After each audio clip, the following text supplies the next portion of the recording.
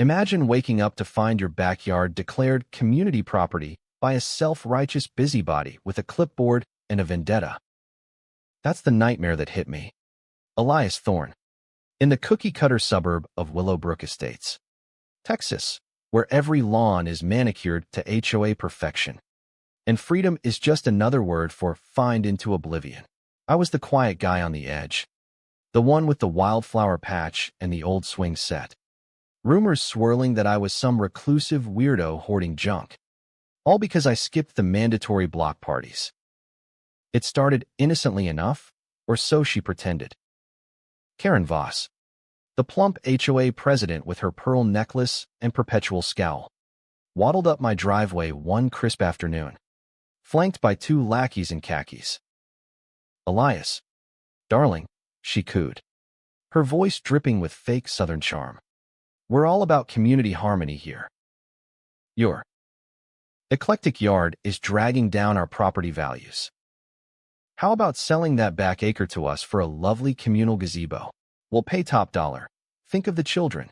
I sipped my iced tea, eyeing her. "Not interested. Karen. This land's been mine for 15 years. No HOA strings attached." Her smile cracked like cheap veneer.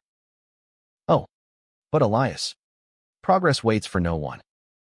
Refusing could lead to complications." The whispers ramped up overnight. Neighbors gossiped I was running an illegal compost heap, endangering public health, pure fiction. But Karen's email blasts painted me as the villain.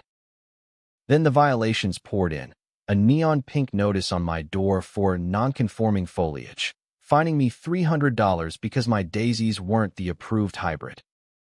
I chuckled bitterly, tearing it off. But inside, I noted every detail, snapping photos. Next, my fence got accidentally spray-painted with graffiti reading "Eyesore Alert," and anonymous complaints flooded the county about my hazardous bird feeders. Karen even hosted a neighborhood watch meeting, preaching, "We must protect our aesthetic integrity. Elias's neglect is a threat to our way of life." I stayed silent, but started combing public records, uncovering her shady budget tweaks, funds siphoned for emergency beautification with no receipts. Things escalated to absurdity when I spotted workers hammering stakes into my soil at dawn, erecting a sign, "Future Willowbrook Serenity Garden, HOA approved." My blood boiled. "What the hell?" I barked at the foreman. "This is my yard," he shrugged, clipboard shaking. "Orders from MS. Voss says it's been rezoned for community use." I laughed darkly. "Rezoned? By who?" "The queen of cul-de-sacs." They scrammed when I mentioned cops. But Karen's mask slipped later at her office. I stormed in, sign in tow. "This is fraud. Karen." "My deed's ironclad." She leaned back, pudgy fingers steepled. "Elias, dear, it's for the greater good. The board voted. Your land's underutilized. Join us or face liens." Her voice quivered with that mix of piety and panic, like a televangelist caught embezzling. "Greater good? You mean your ego boost?" I shot back, recording discreetly. The turning point hit like sweet revenge. Digging deeper, I found forged county docs claiming my property annexed, Karen's signature everywhere. I rallied the silenced, a fined widow, an overcharged vet. We petitioned for an audit, signatures stacking like dominoes. At the HOA showdown, residents erupted. "You stole our dues for this land grab," one yelled.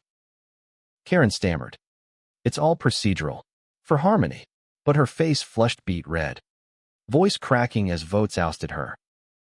Cops arrived days later, cuffing her for forgery and theft. "This is outrageous," she wailed, her authority crumbling like a stale cookie. In the end, the HOA dissolved amid lawsuits, my land secure with a fresh, "No HOA nonsense" sign. Neighbors apologized, sharing beers over the absurdity. I learned silence isn't weakness, it's strategy. But tell me, Was Karen the real villain? Or just a product of a system that rewards control freaks? Right or wrong? Drop your take below. Who's truly at fault in these HOA horror shows?